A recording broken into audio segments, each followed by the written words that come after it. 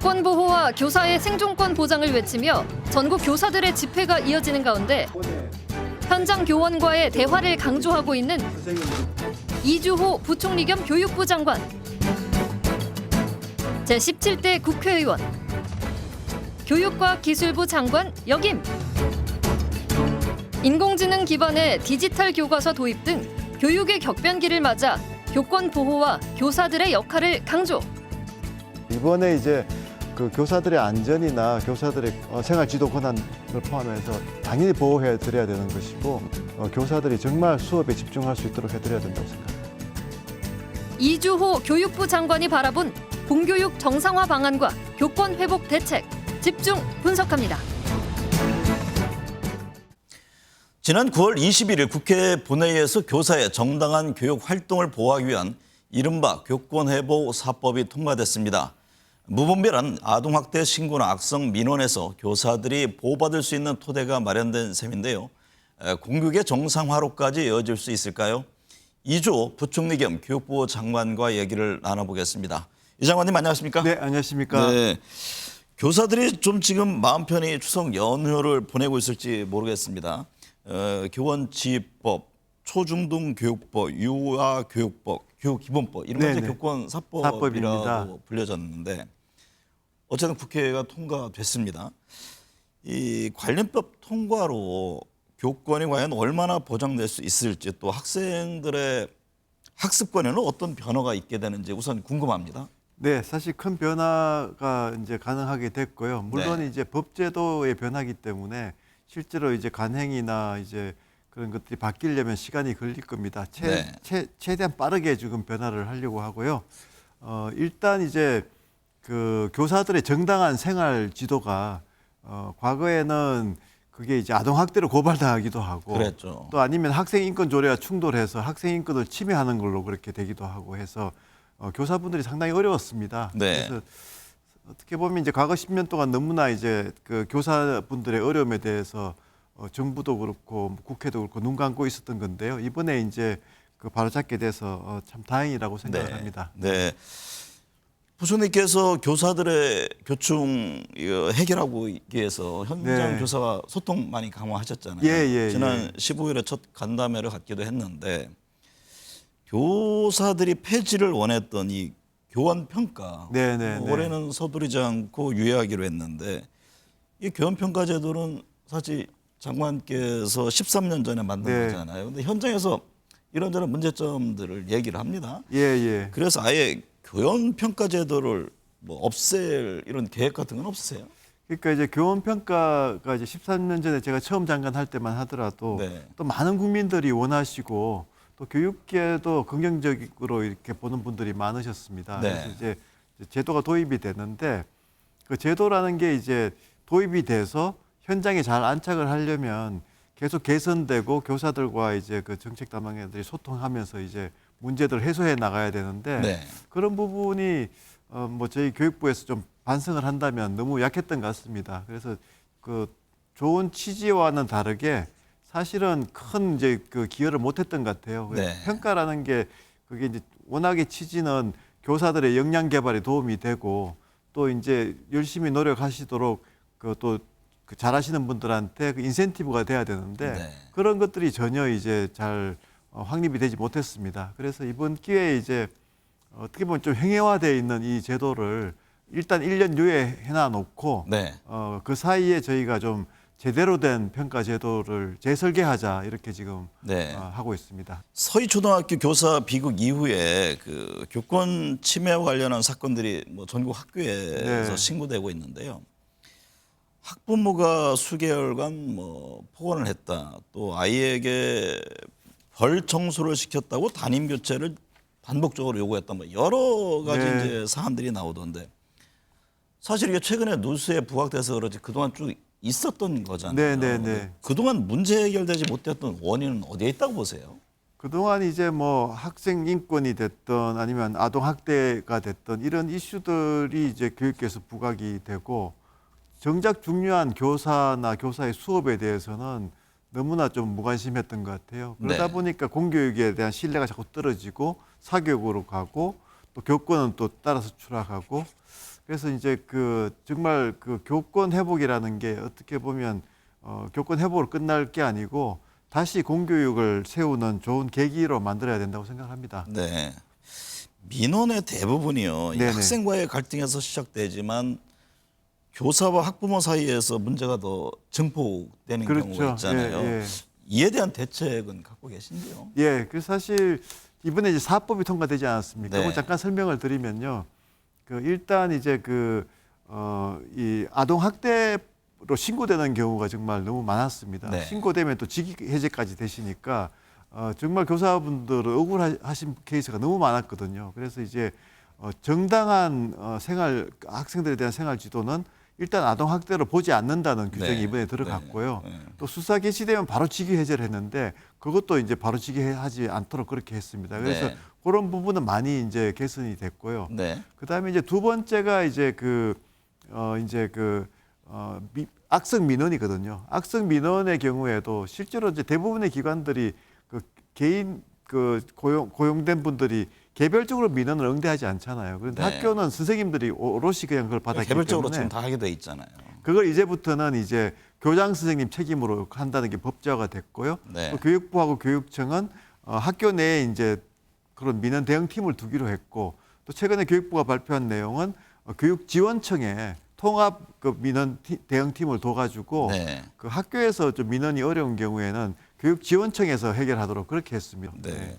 교사들의 고충 중에 하나가 학생 돌봄에 대한 부담감이 너무 크다는 네, 네, 겁니다.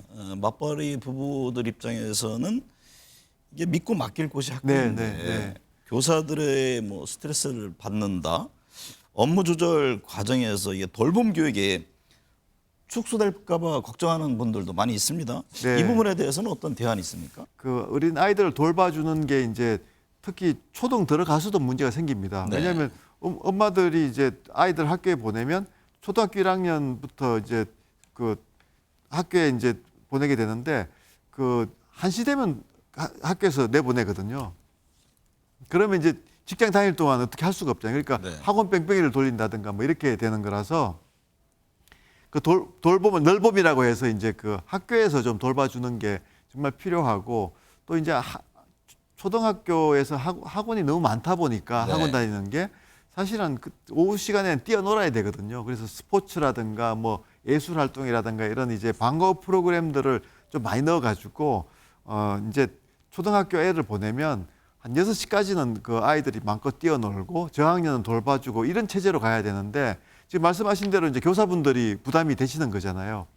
그래서 이제 캘리포니아주 미국에 같은 경우에는 아예 오후 1시 되면은 새로운 팀이 들어옵니다. 아, 예요. 그 매니저가 들어오는 거죠. 그래서 저희도 그런 방식까지도 생각할 수 있다. 네. 내년에 초등교사 선발이 400여 명 줄어든다고 네, 네, 하던데요. 지금 인구 감소 때문이다라는 건데 현장에서는 교사 업무 부담이 많아서 스트레스 강도가 높다 네, 네, 이런 네. 얘기가 계속 나오고 있지 않습니까? 이게 업무 강도 스트레스가 심해서 뭐 자살 이런 경우도 나오기도 하는데 교사 업무 부담을 줄이고 양질의 교육을 위해서는 이게 신규 임용을 오히려 더 늘려야 하는 것 아닌가요? 예, 사실은 이제 그 뭐 교사 그 신규 임명은 이제 쭉그 정부가 계획을 세워놓고 이제 합니다. 왜냐하면 네. 인구 추계가 되기 때문에 교사 또 이제 이 예측이 되거든요. 그래서 수요가 그래서 이제 이번에 그 발표한 거는 사실은 지난 정부가 그 예측해 놓은 것보다 더 많이 지금 올렸습니다. 네. 물론 그렇지만 이제 인구가 너무 많이 줄기 때문에 숫자적으로 이제 감소한 걸로 나타나는데요. 그래서 이제 그런 노력을 했다는 말씀을 먼저 드리고요. 말씀하신 대로 이제 중요한 거는 이제 교사의 업무를 경감해 드리는 네. 거고 또 이제 그거를 보조해 줄 수 있는 여러 가지 시스템을 갖추는 거기 때문에 첫째는 이제 교사들의 불필요한 업무가 너무 많습니다. 네. 그리고 사실은 좀 아이들 수업 때문에 좀 힘든 거는 선생님들이 그건 조금 이렇게 참으실 수 있지만 그건 이제 본연의 예, 일이라고 그 본인의 생각하겠죠. 일이니까. 네. 그런데 이제 행정 업무가 자꾸 늘어나는 거는 견디기 힘드시거든요. 네. 그래서 이거를 좀 최대한 좀 빠르게 좀 해소하기 위해서 제가 사실 이제 이번에 교권 이슈를 이제 겪으면서 매주 한 번씩 교사분들과 만나겠다고 했습니다. 네. 제가 이제 교원 평가도 마찬가지고 지금 여러 가지 교육 정책들을 이렇게 살펴보니까 너무 그동안 교사들과의 소통이 없었습니다. 네. 결국은 이제 좋은 교육은 교사가 하는 거거든요. 장관이 하는 게 아니지 않습니까? 네. 학교 현장에 가보면 여교사 비율이 남자 교사보다 압도적으로 높습니다. 네, 네. 그래서 한편에서는 이게 교사 남녀 비율을 어느 정도 맞출 필요가 있는 건 아니냐. 뭐 이게 네, 옳은 네, 얘기인지 네. 어쩐지 모르겠습니다만 그런 얘기가 들리던데 이 점에 대해서는 어떻게 보세요? 저희가 뭐 국가 차원에서 이렇게 막 뭐 어떤 비율이 좋다 이렇게 하기는 참 힘든 그렇죠. 이슈라고 생각을 하고요. 지금 이제 개별 교대 사대들이 사실 입학생들을 충원할 때 네. 그런 좀 룰을 만들 수가 있거든요. 그래서 뭐 어떤 특정 성비가 뭐 80%를 못 넘는다든가 70%를 못 넘는다든가 이렇게 지금 몇 개 교대들은 지금 하고 있습니다. 네. 사실은 이제 그런 교대들을 자율에 좀 맡기면서 좀 중앙에서는 좀 그런 그 다양한 논의들이 조금 활성화돼서 어떤 한 방향으로 좀 좋은 해법이 그 될 수 있는 그런 방향으로 좀 모아지는 걸 저희들이 좀 지원할 수 있지 않을까 생각을 합니다. 네. 올해 수학 능력 평가 시험에서 소위 초고난이도 네, 킬러 문항. 네. 문항이 배제되는데요. 네, 네. 지난 9월이죠. 모의고사는 킬러 문항 배제 지침이 반영됐다고 네, 하던데요. 네, 네. 킬러 문항 배제가 사교육을 줄이는데 어떤 도움이 될지 또 향후 대학 입시에는 이게 어떤 영향을 주게 네. 되는 겁니까? 그 킬러 문항이라는 게 이제 저희가 뭐 초고 난이도 문항 이게 킬러 문항이 아니고요. 저희들이 정의한 킬러 문항은 교육과정 밖에서 출제되고 또 이제 아이들이 학교 밖에서 그러니까 뭐 학원 이런 데서 문제풀이를 이제 끊임없이 반복 연습을 하면 유리한 그런 문항들을 킬러 문항이라고 네. 저희가 정의합니다. 그래서 그거를 저희가 이제 그 영역별로 보면 한두 문항 정도입니다. 뭐 베베 꼬우거나 아니면 정말 학원 가지 않으면 그게 풀기 힘든 문항들이거든요. 그걸 제외해도 그럼 변별력에는 문제 이번에 없다 이제 이렇게 보여드린 거죠. 네. 제가 계속 그 처음부터 변별력은 충분히 유지할 수 있다고 했는데 실제로 9월 모의고사에서 그걸 보여드린 거거든요. 네. 그래서 그건 충분히 가능하고 이제 그러니까 이제 큰 변화는 없지만 변별력도 확보되지만 아이들이 이제 내가 이 문제 풀려면 꼭 학원 가서 풀어야 돼 하는 문제들이 사라진 거죠. 네. 얼마든지 이제 내 혼자서 집에서 해도 된다 하는 그런 저는 좀 신뢰를 드리는데 기여했다고 생각을 합니다. 그래서 저는 좋은 방향으로 지금 이제 개선이 된 부분이 분명히 있다 이렇게 말씀드리겠습니다. 윤석열 정부의 중요 개혁 과제 중에 하나가 이제 교육 네, 개혁입니다. 네, 네. 얼마 전 사교육 카르텔을 지적한 바도 있는데요. 장관께서 보시기에 교육 개혁의 핵심 과제는 무엇이라고 보십니까? 지금 저희가 세 가지를 얘기하고 있습니다. 네. 그 이제 0세에서부터 11세까지 그러니까 이제 영유아 시기부터 초등학교까지는 저희가 이게 이제 사교육으로 가면 아이들이 사실 어릴 때 이제 사교육을 받으면 그게 잘못하면 그 지적 그 능력 발달에 큰 상처를 입히거든요. 네. 그게 어릴 때는 마음껏 뛰어놀기도 해야 되고 정서 발달도 해야 되고 하는데 뭐 영어 단어만 외운다든가 이런 게 정말 좋지 않습니다. 네. 그래서 해외에서도 사실은 그 영유아 시기의 사교육이라는 게 정말 안 좋다는 얘기들을 많이 하거든요. 그래서 그게 정말 우려되는 부분이고 또 사교육 부담도 많지 않고요. 그래서 0세부터 11세까지는 정말 국가가 책임지자. 네. 그러면 사교육 부담도 줄고 또 이제 저출생 문제도 해결되거든요. 많은 부분에서. 두 번째는 이제 학교 시스템을 정말 공교육 시스템을 획기적으로 전환하려면 지금은 이제 새로운 기술들이 있습니다. AI 네. 지금 AI 그 디지털 교과서라고 해서 그 교과서는 우리가 알고 있는 종이 교과서하고는 완전히 틀립니다.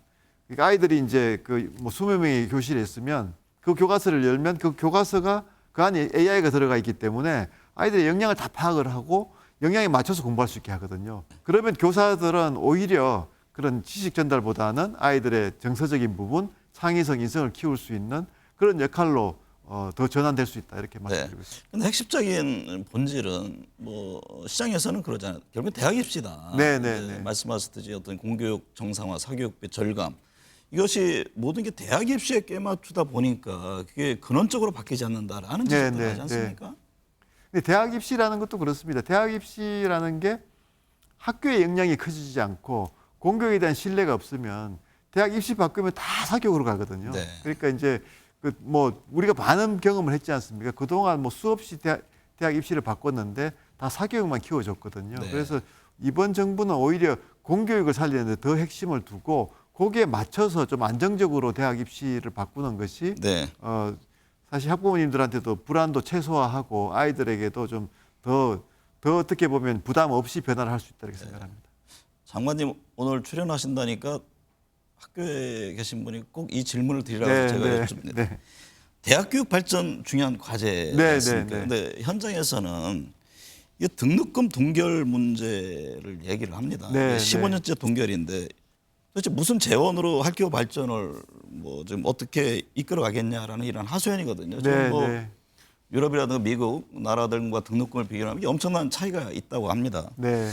그래서 대학 등록금이 현실화 문제에 대해서는 어떤 입장을 갖고 계세요? 지금 이제 등록금은 이제 사실은 이제 지금 청년층들이 또 굉장히 어렵거든요, 사실은. 그래서 이제 지금 뭐 등록금 자율화를 이야기할 시점 아니라고 생각합니다. 그래서 지금 이제 제가 그렇지만 이제 그 말씀하시는 그런 취지는 분명히 있기 때문에 이제 대학 교육 재정을 좀 획기적으로 늘리기 위해서 사실 작년 연말에 통과된 게 이제 특별 회계 제도입니다. 네. 대학 평생 교육 특별 회계 제도라고 해서 거기에 이제 기존의 그 학교 교육에서 쓰던 1.5조를 그게 옮겼거든요. 네. 그래서 그만큼 이제 예산을 늘린 거고요.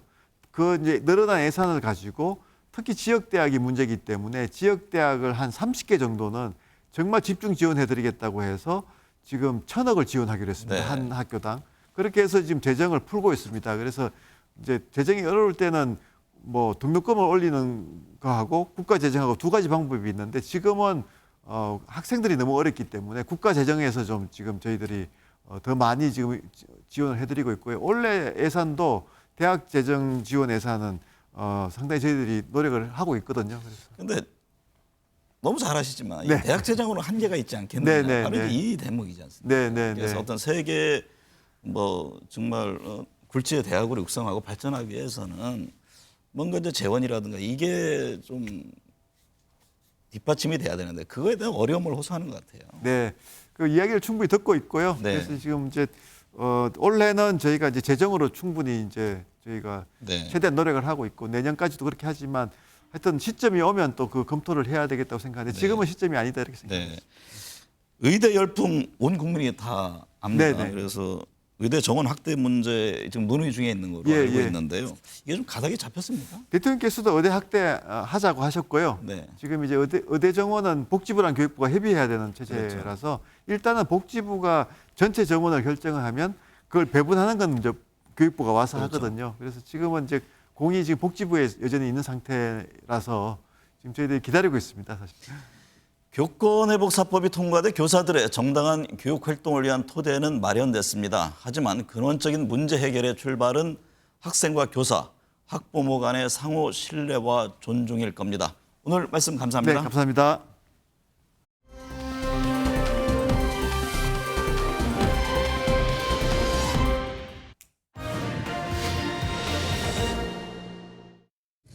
우리 정치가 국민들에게 희망을 주는 이 나라 미래에 도움이 되는 존재가 되기를 이재명 대표에게 지금까지 여러 차례 여야 대표 회담을 제안했습니다.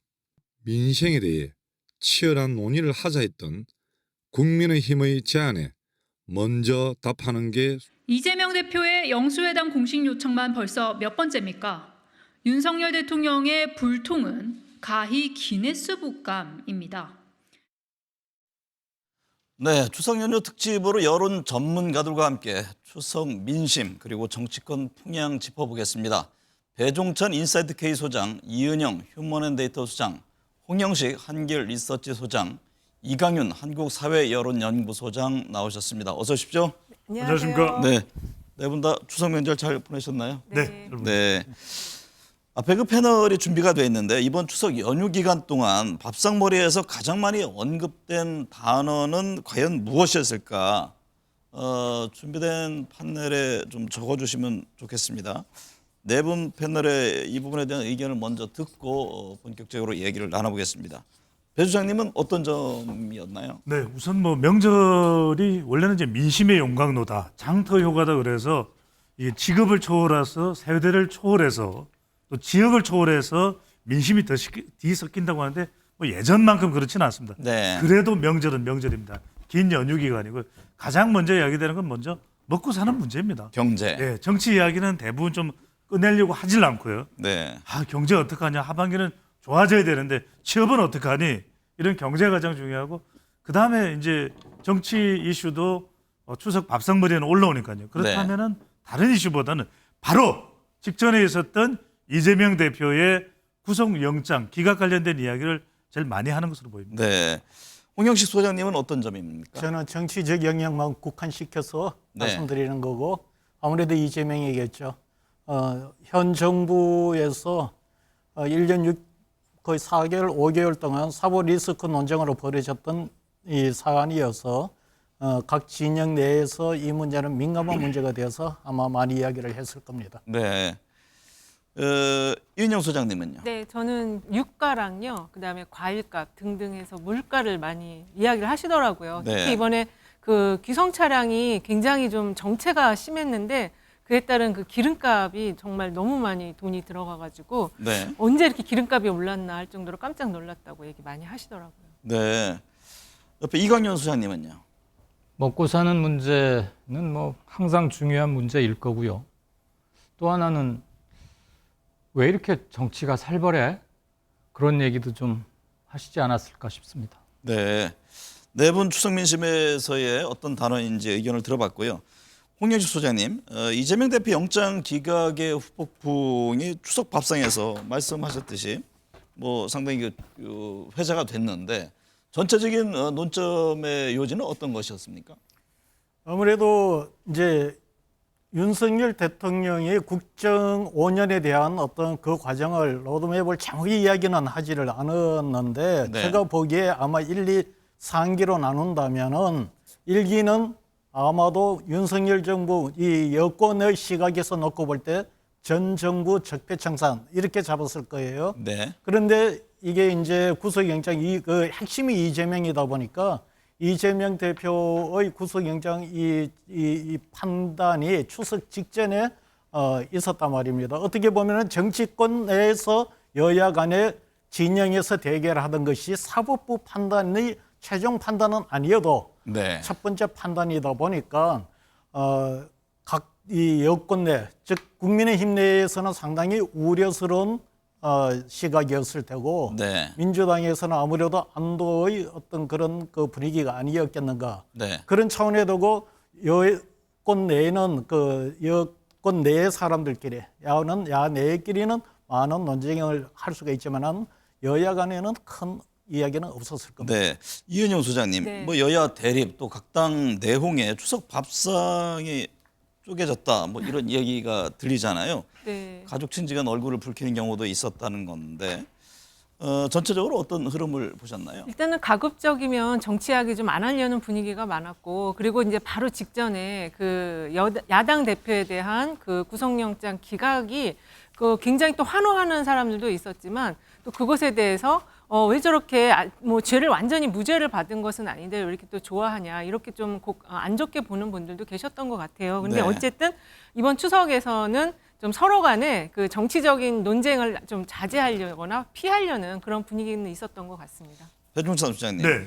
법원에서 구속영장이 기각된 뒤에 지금 회복 치료를 이어가고 있는 이재명 대표가 윤석열 대통령에게 그 영수 회담을 제안했습니다.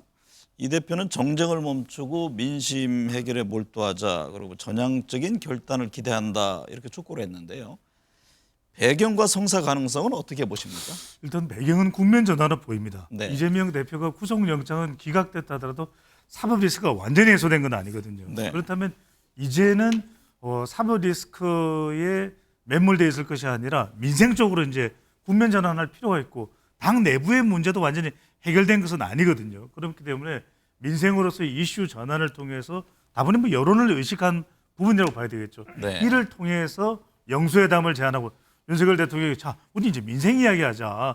그러면 국면 전환이 되면서 중도층, 무당층, 수도권 또 MZ 세대를 끌어들일 수 있는 일종의 발판이 되거든요. 네. 그런데 성사 가능성은 높지 않아 보입니다. 네. 윤석열 대통령이 이거 그동안 뭐 여야 소통 또 이재명 대표와의 또 회담을 여러 차례 제의받았지만 뭐 묵묵부답이었거든요. 저는 그 기조는 이어갈 것으로 보입니다. 이강윤 소장님, 네. 이재명 민주당 대표 구속영장 기각 이후에 야권에서는 한동훈 법무부 장관에 대한 파면, 탄핵 추진 등이 언급이 됐잖아요. 네.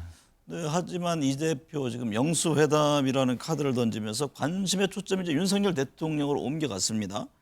당분간 한 장관은 관역에서 벗어나는 건가요? 관역에서 제낀다고 해도 벗어나질 한 장관이 아닐 것 같긴 합니다만 네. 정당 대표, 그것도 압도적 다수의 제1당의 대표니까 이재명 대표 입장에서는 나의 정치적 파트너 그리고 뭔가 얘기할 사람은 대통령이다라는 건 분명히 해두고 싶겠죠. 네. 18명이나 있는 국무위원 중에 한 명, 한동훈 장관을 콕 집어서 뭐라고 말하는 게 격에 안 맞는다고 생각도 했었을 것이고, 또 한 장관이 굉장히 즉각적이고 전투력이 높게 대응을 하지 않습니까? 국회에 나오든 뭐 기자들을 만나든 중요 사안에 대해서 발언을 하든 굉장히 세고 강하기 때문에 뭐 그런 구설 또는 그런 것도 일부 고려는 됐을 수 있겠죠. 어쨌거나 나는 대통령의 파트너다. 이걸 안팎으로 강조하려고 했던 걸로 보입니다. 네. 홍영식 소장님, 이재명 대표 뭐 신년 기자회견이라든가 제 기억으로는 7, 8차례 영수회담을 제안한 것으로 기억하는데요. 대통령실 한 번도 어떤 긍정적으로 반응한 적은 없습니다. 근데 이번에는 아직 어떤 응답이 없습니다. 좀 다를까요? 뭐 변화가 없을 것 같습니다. 네. 지금 윤석열 대통령실에서 영수회담을 바라보는 시각이 추석 전 이 영장 기각이 오히려 더 어렵게 만들지 않았나 이렇게 보여져요. 아, 그런가요? 네. 일단 기본적으로 지금 대통령실에서는 적폐청산의 대상으로 봤는데 지금 여기에 두고 영장이 기각된 상태에서 이 회담에 응해버린다. 이런 모양이 참 정치적으로 이상한 모양이 되어버리죠. 네. 그래서 이제는 할래야 할 수 없는 상황으로 가버리지 않았나 이렇게 보여져요. 그러면 당분간 계속 대결적 국면으로 갈 수밖에 없다 이렇게 보시는 거군요. 그렇죠. 제가 보건대는 아마 이재명 대표와는 다음 총선 때까지는 영수회담이 없이 대결 구도로 네. 가지 않을까 이렇게 보여집니다. 이은영 소장님, 그런데 과거 사례를 보면요, 김영삼, 김대중, 노무현, 이명박 전 대통령 야당 대표의 만남이 종종 있었잖아요. 그렇습니다. 야당 대표하고 이렇게 만남을 하지 않는 대통령은 없었고요. 대체로 야당 대표와는 여러 가지 현안이라든지 또 경제 상황이라든지 이런 거를 보고하는 자리로서도 만나고 또 논의하기 위한 자리로도 만났는데 역대 대통령 중에서 박근혜 전 대통령은 이제 단독 회담은 하지 않았지만 그래도 다자 회담을 여러 차례 가졌습니다. 그래서 지금처럼 이렇게 더군다나 지금 외교 정책 기조가 완전히 바뀌고 있는 거를 설명해주지 않는 그런 만남을 갖지 않는 경우는 좀 없었다고 봐야 될 것 같아요. 네, 배종찬 수사님, 국민의힘에서는 네. 격에도 맞지 않는 대통령과의 회담이다 이렇게 지적을 했습니다. 이런 격한 반응을 보인 배경은 뭘까요? 핵심 지지층을 의식했다고 봐야 되겠죠. 네. 그동안 계속해서 여당에서는 이재명 대표에 대해서 범죄자 그리고 피의자 인식을 계속 가져왔거든요. 그 기조에서 벗어나지 않겠다. 그러니까 이런 영수회담을 이재명 대표가 제안하는 것이 방탄이고 꼼수다. 한편으로는 이제 일종의 물타기라고 보는 겁니다. 이걸 네. 만약에 응할 경우에 오히려 중도층이나 또 무당층이나 또 수도권 MZ세대가 동요할 수 있거든요. 네. 바로 이런 부분을 최소화하기 위해서 오히려 더 극격한 반응, 이건 격에 맞지 않다, 이런 반응을 하고 있다고 봐요. 이강윤 소장님, 네. 이재명 대표는 계속 제안하고 대통령실은 계속 거부하는 모습, 바라보는 민심에는 어떤 영향을 미칠까요? 그닥 좋진 않겠죠. 지금 정권 출범한 지 1년 6개월쯤 돼가는데 공식 비공식 한 번도 만난 적이 없어요. 그리고 앞으로 만나질 것 같지도 않고요. 그런데다가 이번 국회에서는 가결됐는데 영장심사에서 구속영장이 기각됐기 때문에 심리적으로 양쪽을 모두 다 자극하는데 자극받은 강도는 민주당이나 범야권 지지층에서 훨씬 더 강할 것 같고요. 그래서 심정적인 강성 대결 기조는 더 강해져 버렸다. 그리고 이거는 내년 선거까지 이렇게 계속 뻗나가지 않을까 싶습니다. 홍 소장님, 이번 영장 기각 이후에 여권에서는 또 한동훈 장관이 향후 어떤 영향을 받게 될지 이 점을 주목하잖아요. 지금 야권에서는 파면 얘기를 합니다만 국민의힘 안팎에서도 각 뭐 주자별로 좀 입장이 나옵니다. 뭐 이준석 전 대표는 정신 나간 인간들 뭐 하면서 개탄스럽다. 이재명만 살아난 꼴이다. 이런 비판을 했는데 어떻게 될 것 같습니까? 일단 아마 집중 견제의 대상이 될 겁니다. 네. 자, 잘 보십시오. 아까 말씀드렸지만은 현 정부에서 전 정부 적폐청산으로서 일기를 잡았다고 했을 때 이 적폐청산 사법 리스크 논쟁을 벌이는 과정에 되고 최고 수혜자는 누구였습니까? 그건 한동훈 장관이에요. 네. 그 과정을 통해서 차기 대권 유력 주자로까지 올라왔단 말입니다. 그리고 그 위상이 되면 상태에서 이번 추석을 지나게 되면은 사실상 다음 차기 대선 물밑 경쟁이 시작이 되고 다음 총선도 이제는 6개월 정도밖에 남지 않았어요. 그렇게 위상이 확보되는 차기 그 대권 주자로서 한동훈 장관이 다음 총선, 다음 대선에 할 일이 엄청나게 많아져 있습니다.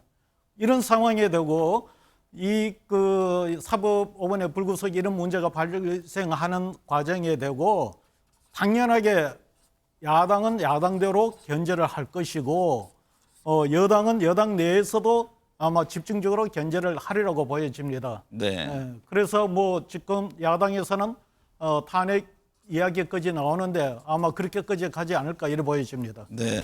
이은영 소장님. 네. 이재명 대표 구속영장 기각 이후 이게 검찰, 정치검찰의 무리한 수사였다면서 지금 대대적인 공세를 펼치고 있는데요. 네. 그 가운데 370여 차례에 이르는 과도한 압수수색에도 문제를 삼고 있는데 검찰은 이게 근거 없는 횟수라면서 반박 입장문까지 냈습니다. 영장 기각 이후에 지금 민주당과 검찰의 기싸움 계속되는 모양새죠. 네, 일단은 아무래도 이제 검찰에 이번 기각에 대해서 책임을 묻지 않을 수가 없는데 그 367회라고 하는 그 압수수색이 일단은 그 김혜경 여사 법인카드가 한 100여 건, 음식점이 한 100여 건이 있고요. 그리고 참고인으로 압수수색을 한 사람의 이름에다가 이재명 대표 이름까지 넣어서 한 그런 경우까지 쳐서 367회가 나왔다고 지금 이야기를 하는 거거든요. 그리고 지금 이 검찰에서 얘기하는 36회는 또 적은 거냐, 적은 게 아니거든요. 그래서 어쨌든 지금 이 검찰이 2년 동안 여기에 이제 배당된 검사가 한 60여 명이 되고 세 개의 기관, 세 개의 어떤 그 지청에서 지금 이 조사를 했었는데 결국 이렇게 기각이 나온 거에 대해서 민주당에서는 강력하게 성토하지 않을 수 없다 이렇게 좀 보여집니다. 네, 이광용 소장님, 네. KBS 여론조사를 보면 이재명 대표 재판의 가결에 대해서 잘했다는 의견이 52.5%, 잘못했다가 38.8%로 나왔는데요. 이 응답이 주는 메시지는 어떻게 해석을 하고 있습니까? 찬반 꽤 차이가 나죠. 네, 이재명 대표 본인 입으로 국민들께 약속한 것 그냥 지켜라. 그래서 영장 실질 심사 받겠다고 분명히 말하지 않았느냐.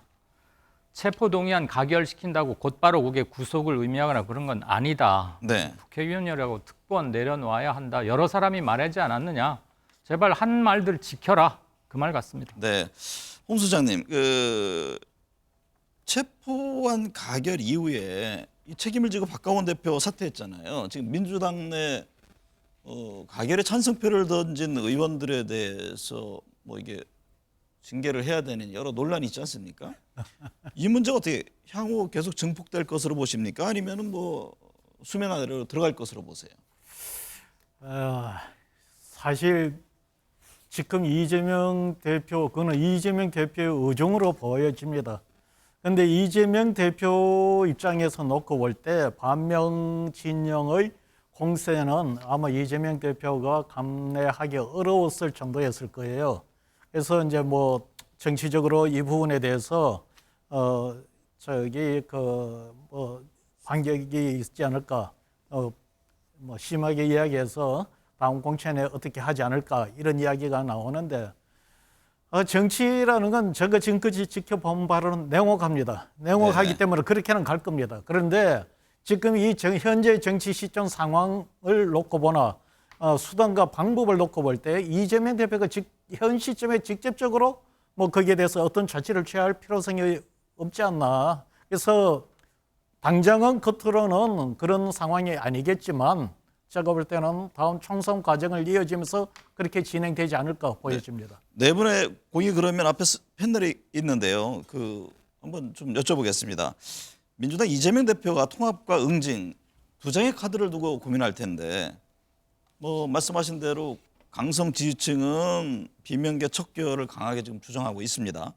근데 6개월 전에 지난 3월 이재명 대표 또 통합을 강조한 바가 있잖아요. 네. 과연 이번에는 어떤 카드를 들까? 네, 올려주셨습니까? 이 점은 우리 이강윤 소장님부터 말씀을 들어볼까요? 예, 폭넓게 두루두루 좀 당을 운영하겠다라고 상징적으로라도 그렇게 말을 할 것 같고요. 네. 뭐 일각에서 찬성표 던진 사람들 찾아내서 혼내야 되는 거 아니냐, 이번에 당의 기강을 확실히 잡자, 그런 얘기도 심정적으로는 나올 수도 있겠습니다만 일단 색출도 불가할 뿐더러 네.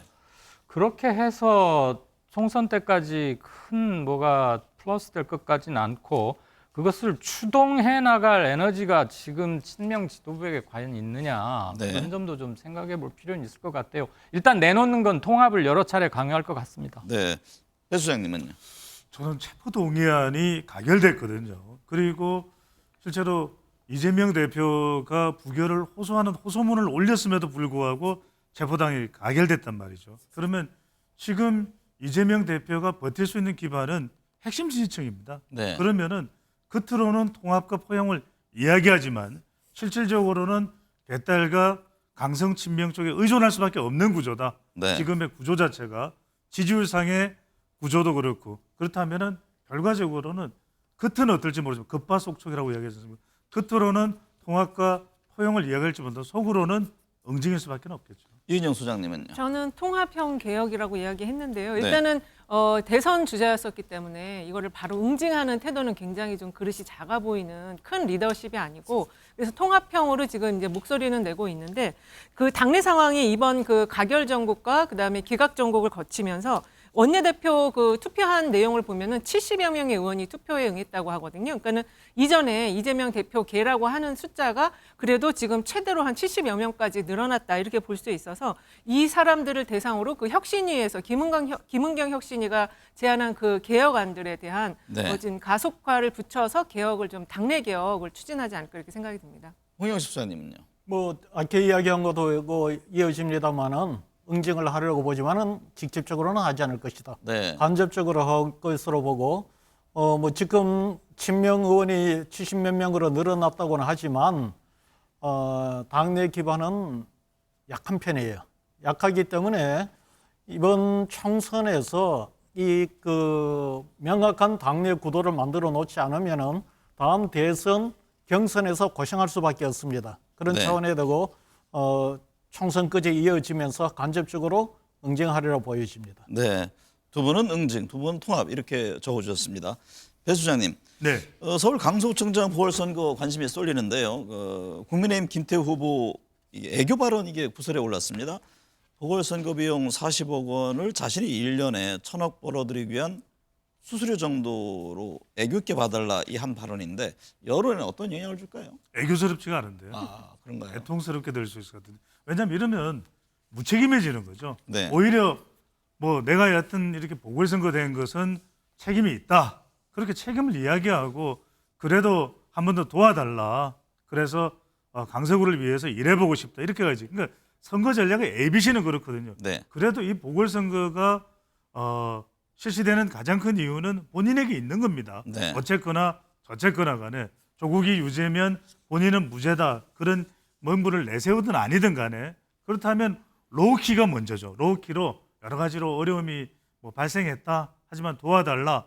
그런 다음에 다수당은 왜 책임이 없느냐, 그렇게 하이키로 전환되면서 60대와 70대 이상의 투표를 호소해야 되는데, 그러기에는 이런 이야기를 하지 말아야 돼요. 네. 굉장히 무책임하게 들릴 수가 있어요. 이은영 소장님, 네. 국민의힘은 2년 전 사건을 상기시키면서 맞불을 놨는데요. 네.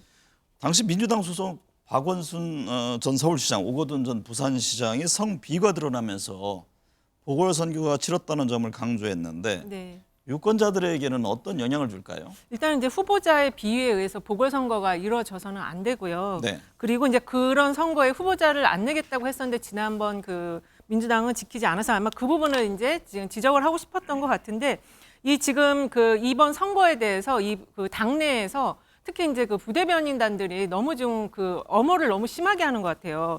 이 정치화된 이번 보궐선거가 정치화된 김명수 대법관의 정치적 판결 때문에 일어난 사안이다라고 말하질 않나 아니면 지금 그 김 후보가는 이제 김태우 전 구청장이 그동안 아낀 예산이 얼마냐 이러면서 이번 선거가 뭐 당연히 마땅히 이 김 후보가 나와야 되는 선거다 이렇게 이야기를 하고 있는데 이건 좀 너무 지나친 그 엄호고요. 이 지역이 지금 유권자가 50만 명입니다. 과연 이러한 그 엄호성 내용을 과연 이번 선거를 임하면서 이게 납득이 될지 저는 이해가 잘 되지 않습니다.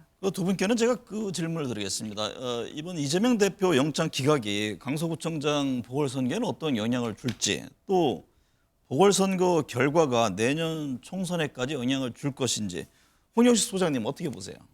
강서 선거에 당연히 영향을 미치죠. 네. 지금 이 체포동의안 이 국회 표결도 그렇고 이번에 그 저기 구속영장 부결도 강서 선거에 영향을 미치고 강서 선거는 다음 총선에 또 영향을 미치는 순차적으로 영향을 미쳐 나가는 부분입니다. 아까 네. 말씀드렸듯이 다음 지금 현재는 정치권 양진영이 세 대결을 하고 있었는데 이것이 최종 판단은 아니지만 유권자들한테는 마치 무슨 예비 사법적 판단 이런 비슷한 것 같이 비춰졌단 말입니다.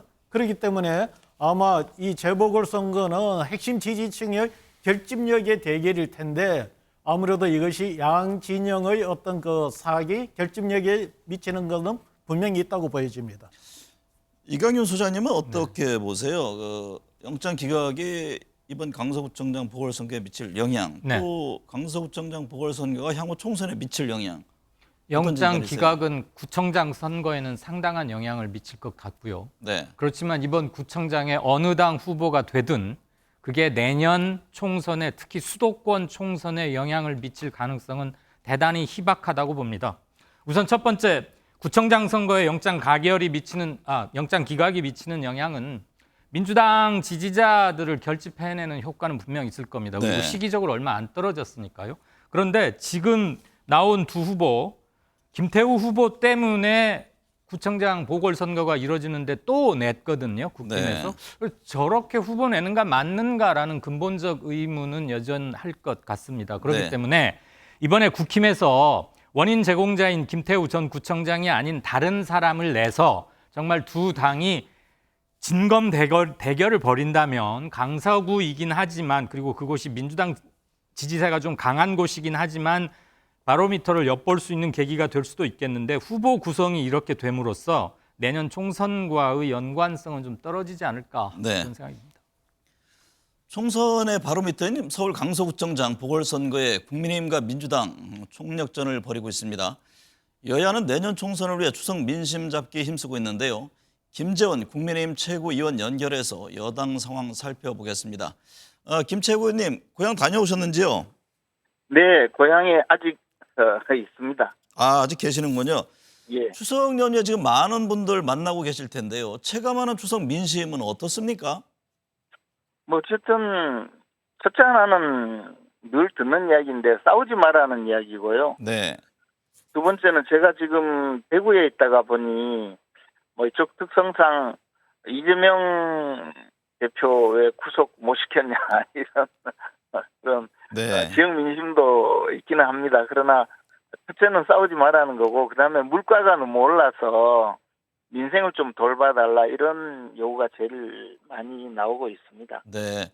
이재명 민주당 대표의 구속영장 기각에 국민의힘 여러 전략 수정이 불가피할 텐데요.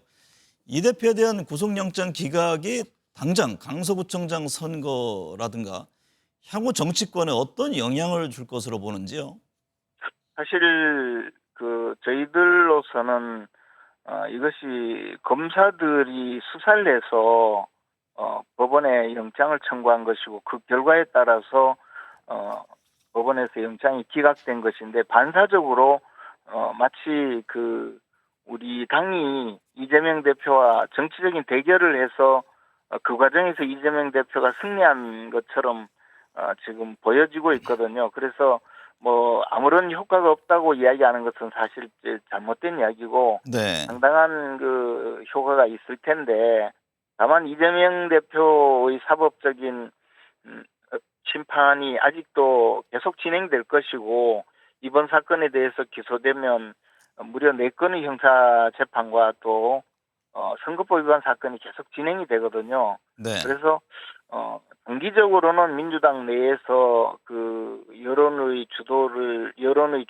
주도권을 잡게 되었고 이재명 대표도 그 당권을 행사하면서 자신의 정당성을 확보했지만 결국에는 이재명이라는 암덩어리를 민주당이 끌고 가게 되었고 반대로 우리 당은 지금 단기적으로는 상당히 좀 그 주도권을 놓치게 되는 그런 네. 상황이 되었지만 이 상황에서 좀 현재의 위험성 내지는 현재의 엄중함을 제대로 이해하고 정리를 해나간다면 또 새로운 기회가 되지 않을까 생각하고 있습니다.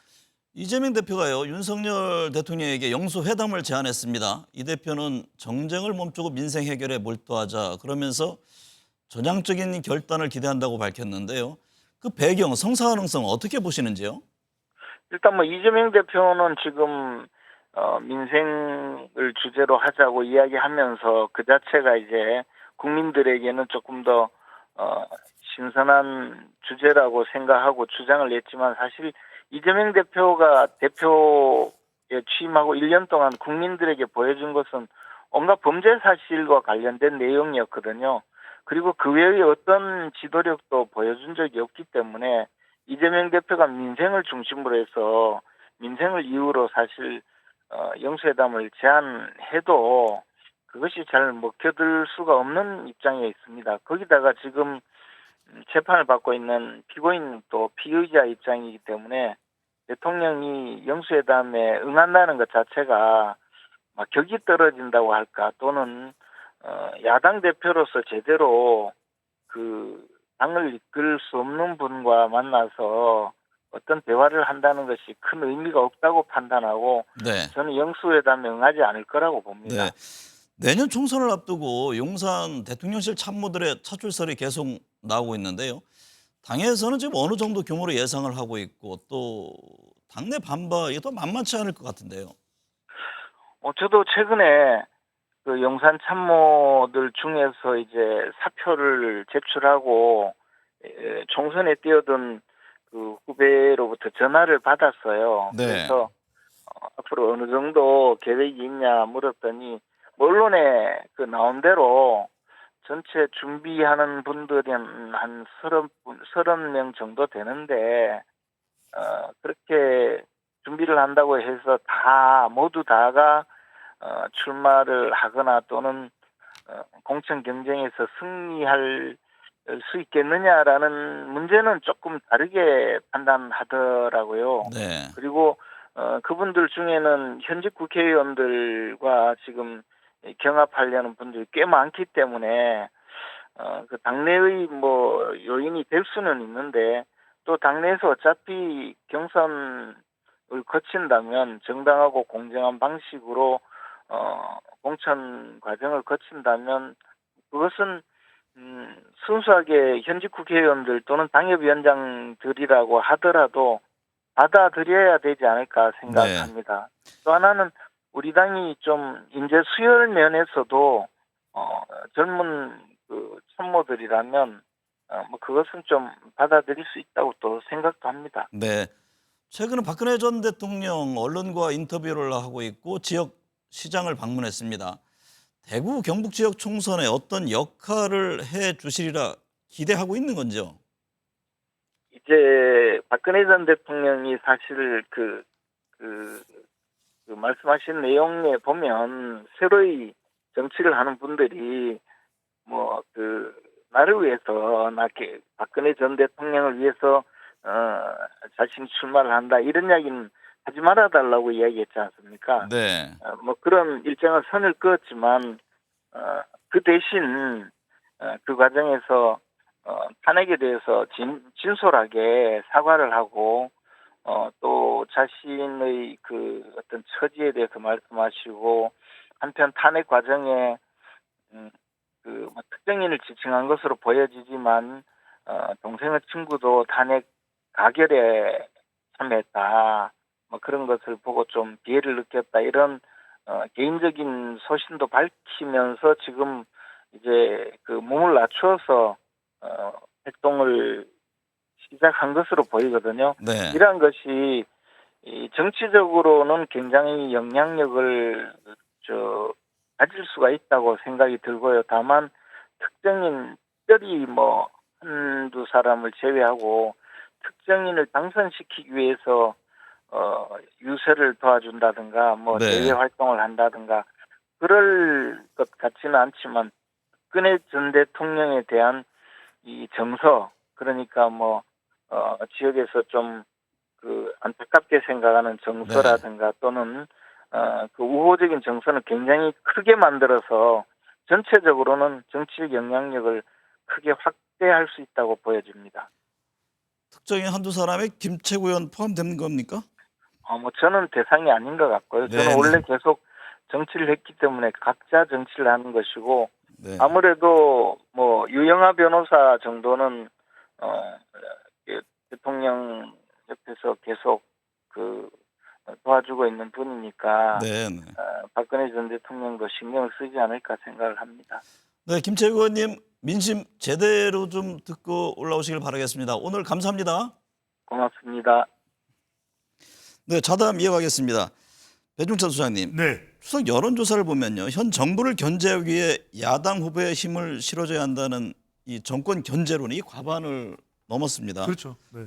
내년 총선에서 가장 큰 영향을 줄 변수는 뭡니까? 결국은 리스크일 겁니다. 네. 어떤 리스크를 어떻게 대통령의 국정 운영 리스크 또 야당의 경우에는 더불어민주당의 경우는 이재명 대표를 둘러싼 이 리스크를 얼마나 최소화하고 이걸 프리미엄으로 바꾸느냐. 네. 그러니까 대체로 대통령의 임기 중반에 있는 선거는 정권 심판 평가 성격이 강합니다. 네. 그런데 역대 선거에서는 뭐 그대로 이제 그 구도가 지속되었다면 이번의 경우에는 이재명 대표와 관련된 이슈들이 워낙 많거든요. 네. 바로 이 부분. 그리고 특히 이제 중요한 건 방금 전에도 김재원 최고위원이 이야기했지만 공천입니다. 결국 내부의 갈등과 연결될 수 있는 것이 공천이거든요. 이번 총선의 경우, 다가오는 총선의 경우에는 총선이 아니라 대선이다. 네. 이런 이야기를 하기 때문에 이런 리스크, 내부의 갈등, 내부의 균열, 이 부분을 얼마나 최소화할지가 가장 큰 변수라고 봐야 되겠죠. 네. 홍영식 소장님, 엠브레인 퍼블릭 조사를 보면요, 내년 총선에서 반드시 투표하겠다고 한 응답한 유권자가 74.6%에 달했는데 응답자들 중에 차기 총선에서 더불어민주당을 지지하겠다는 경우가 더 많았습니다. 이게 내년 총선까지 이 결과가 이어질까요? 저희들 조사에서도 봄부터 해보면 그런 조짐이 나타나고 있습니다. 네. 그거는 달리 이야기하면 응집력의 문제이거든요. 응집력의 문제인데 현 시점에서는 민주당 응집력이 좀 더 높은 것 같습니다.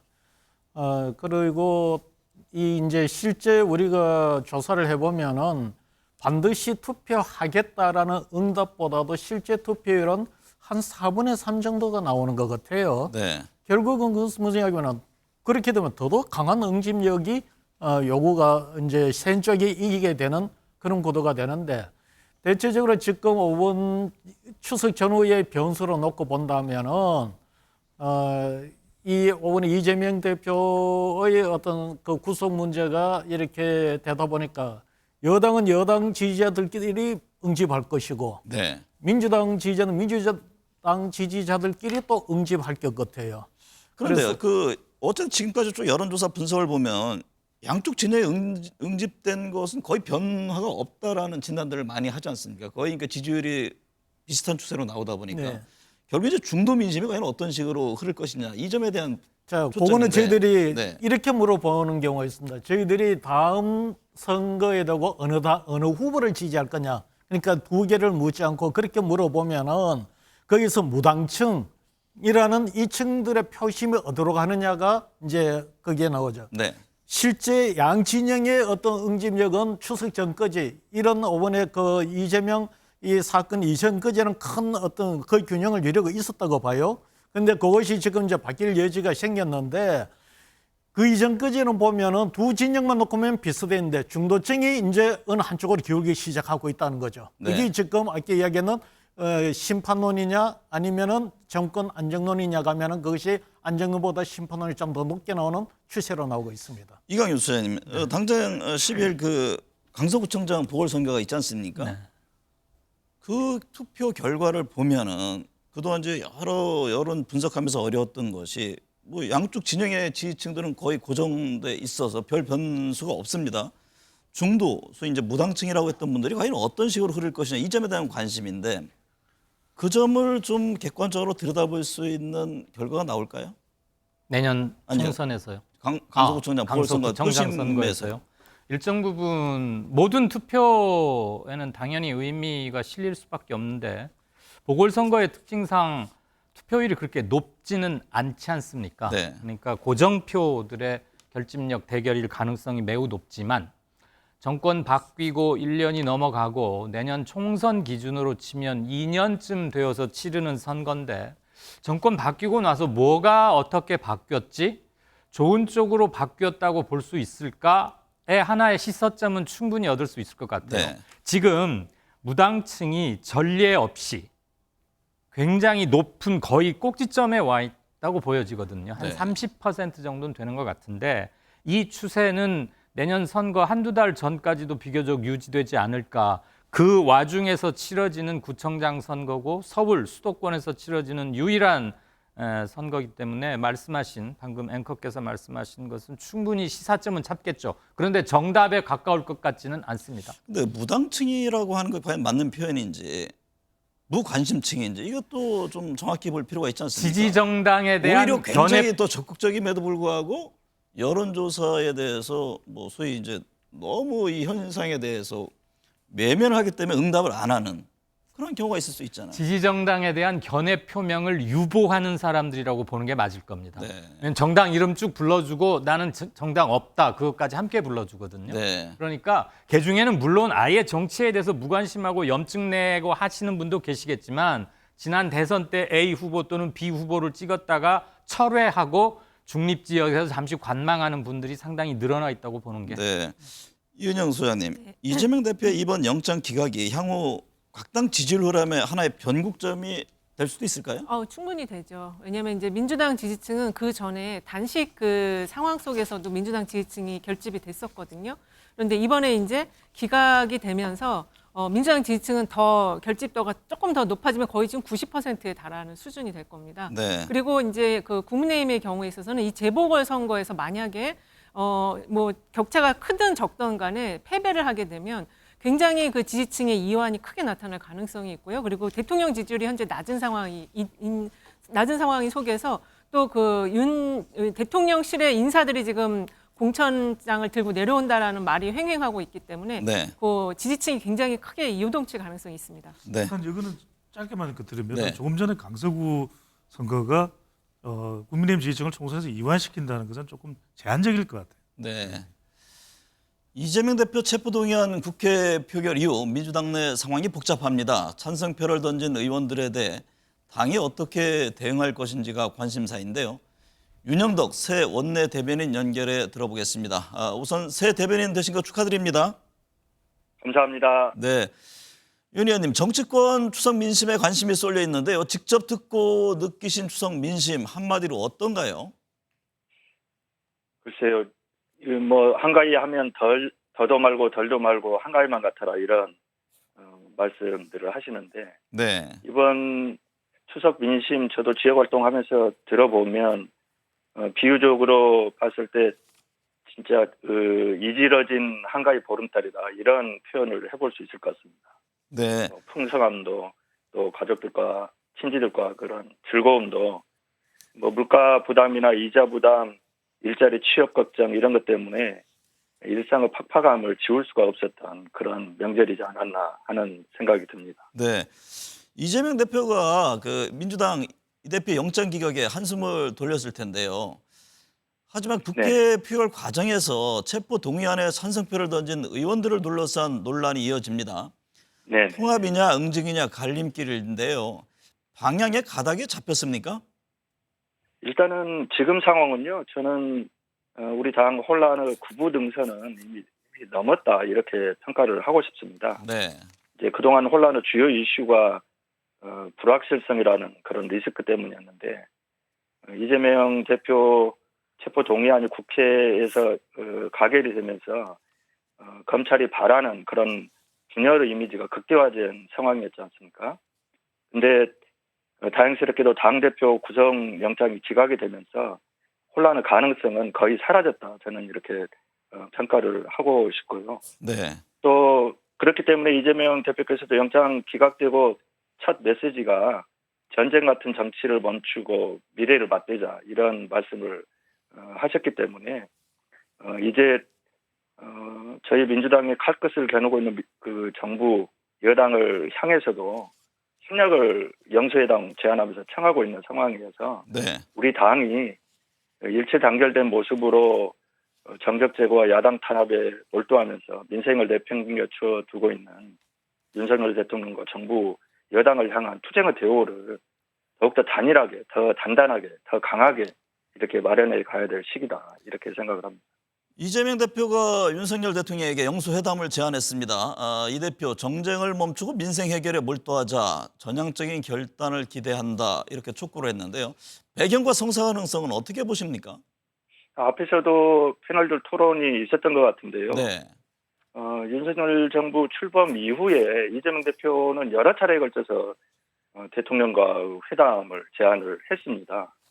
그런데 이렇게 민생이 어려운 상황 속에서 야당 대표를 단 한 차례도 만나지 않는 그런 유례없는 경우를 보고 있는데요.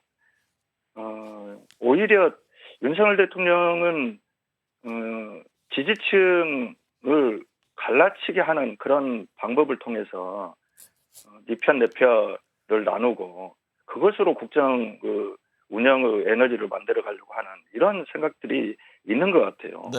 저는 이 부분이 쉽게 바뀔 것 같지는 않은데 그래도 아무리 무도하고 불통 정부이긴 하지만 민심을 거스를 수는 없을 것이다. 그 첫 번째 계기가 저는 강서구청장 선거 결과라고 보는데 네. 강서구청장 선거 결과에서 민주당이 승리를 하고 민심이 확인된다면 윤석열 대통령도 이재명 대표가 제안한 영수회담을 마냥 외면할 수만은 없을 것이다 이렇게 네. 생각을 합니다. 자연스럽게 서울 강서구청장 보궐선거로 얘기가 넘어갔는데요.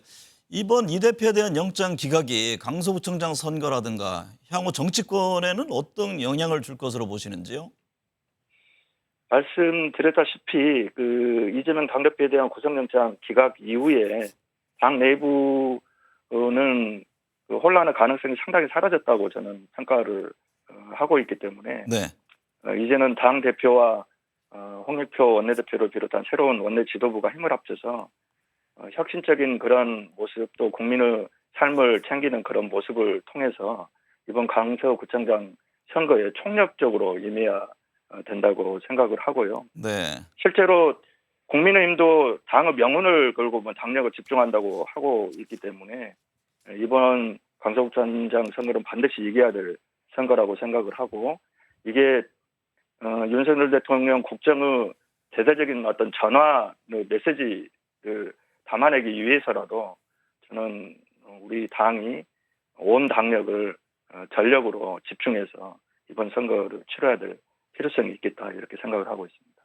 이재명 대표 단식 뒤에 지금 회복 치료 중에 있는데요. 언제쯤 본격적인 당무에 복귀하게 될까요? 강서구청장 선거 지원 유세 계획도 잡혀 있는지요?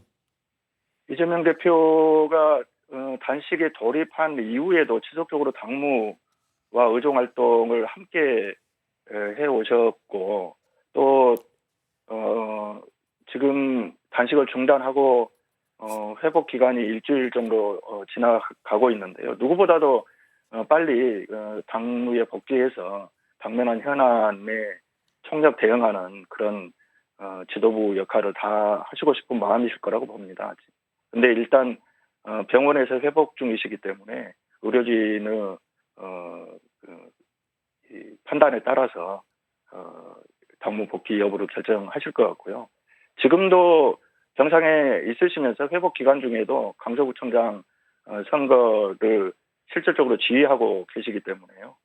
이게 회복이 다 돼서 실제 당무에 복귀하는 것의 여부와 관련 없이 저희는 이재명 대표 체제와 를 중심으로 강서구청장 선거에 임할 계획입니다.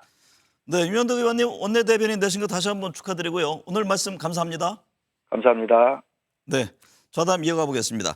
이강현 소장님, 네. 국민의힘 중진들이요 총선을 앞두고 몸풀기에 나섰습니다. 네. 강서구청장 선거대책위원회에 안철수 의원, 권영세 의원, 나경원 전 의원이 지금 합류했는데 중진들의 움직임이 표심에 어떤 영향을 주고 향후 총선에는 어떤 영향을 줄까요? 구청장 선거에는 이분들 명망가들 그리고 지도급 인사들의 지원이 큰 영향을 미칠 것 같지는 않습니다. 네. 죄송한 얘기지만 그들의 뭐 힘이 미약해서라기보다는 보선이니까 투표율 자체가 상당히 낮을 것이고 그나마 조금 높은 축에 들 것 같아요. 영장 기각 이런 것도 겹치고 해서. 그다음에 국회의원 보선과는 달리 구청장 선거는 행정가 뽑는다는 생각이 투표에 임하는 분들 이쪽이건 저쪽이건 그것도 조금 강할 것 같고요. 네. 그런데 내년 대선까지를 두고 보면 서울을 권역별로 몇 개로 나눴을 때 그다음에 강서구 유권자 비율 구성을 보면 충청도 인구가 다른 어느 곳보다도 많습니다. 수도권에서. 네. 그분들의 동향의 일부를 살필 하나의 실마리는 얻지 않을까 그런 생각은 듭니다.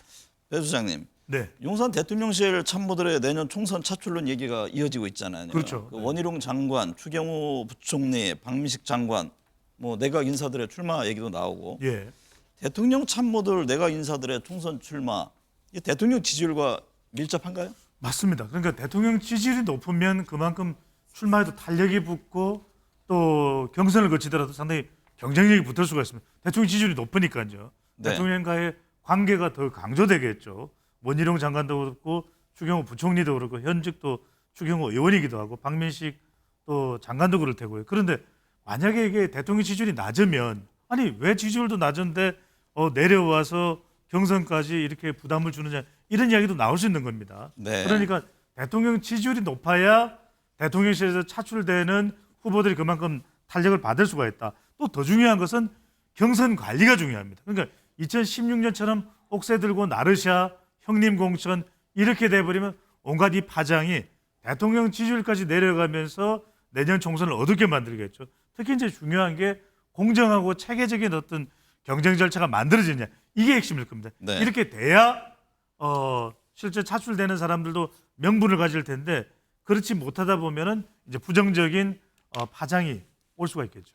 총선을 앞두고는요. 어쨌든 뭐 비윤계가 됐든 비명계가 됐든 또 다른 새로운 신당, 탈당 이 전망들을 많이 하지 않습니까? 네. 이은영 소장님은 어떻게 보세요?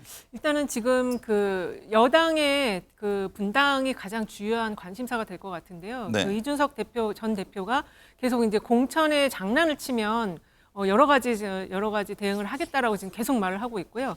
그 오늘 아까도 이제 김재원 수석 최고위원께서 말씀하셨는데 그 박근혜 전 대통령 인터뷰에 그 예전에 김무성 그 대표하고의 그 관계가 좀 그 공천과 관련해서 만나지 못했던 이야기를 했는데 김무성 전 의원이 만날 수 있다. 그때 누군가 못 만나게 했는데 만날 의향이 지금 있다면 만날 수 있다라고 얘기를 했어요. 그래서 박근혜 전 대통령과 김무성 전 대표가 만약에 만난다면 저는 탈당의 어떤 거사도 준비될 수 있다라고 보거든요. 그래서 이 대목이 굉장히 좀 중요하게 지켜봐야 될 포인트인 것 같습니다. 네.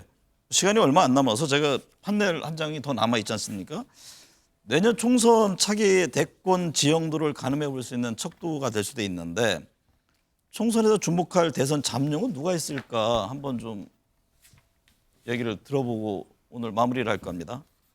배 소장님. 네, 우선 이제 민주당인데 민주당은 딱히 보이지가 않습니다. 워낙 이제 이재명 대표 체제로 또 본고화되는 상황이라서 네. 누군가가 이재명 대표의 대항마 정도가 총선에 누가 출마를 한다면은 뭐 잠룡이라고 얘기할 수 있을 텐데 네. 딱히 생각나는 사람이 없고 국민의힘 쪽으로 보면은 지금 현재 뭐 정치는 아니지만 법무부 장관인 한동훈 장관이 과연 출마할까? 출마한다면 상당히 뭐 총선에 영향도 있겠지만 잠정으로 부각될 것이고 또 하나는 이제 원희룡 국토교통부 장관이 다시 또 총선에 나설 가능성이 높은데 원장관도 네. 3명 중에 한 명이 될 걸로 보입니다.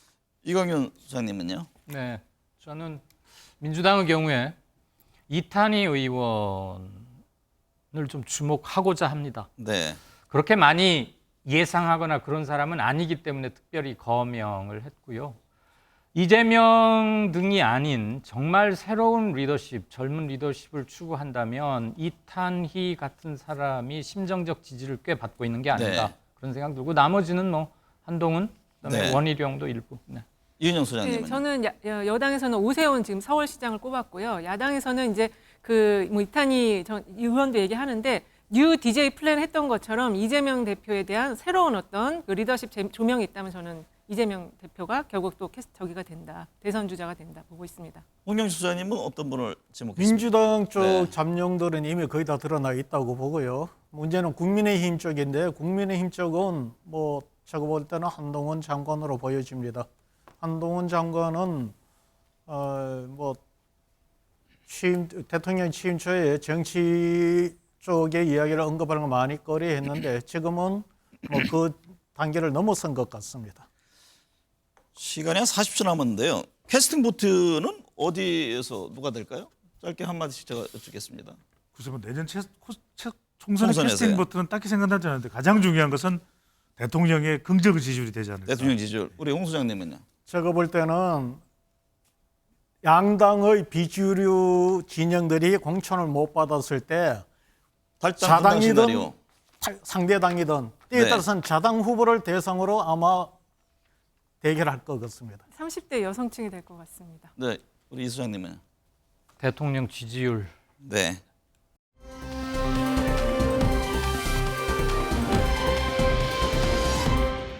추석 연휴 잘 보내고 계신지요? 가족과 친지, 친구 등 3, 3, 5 모여 여러 주제로 담소를 나누고 계실 텐데요. 성찰이란 단어가 떠오릅니다.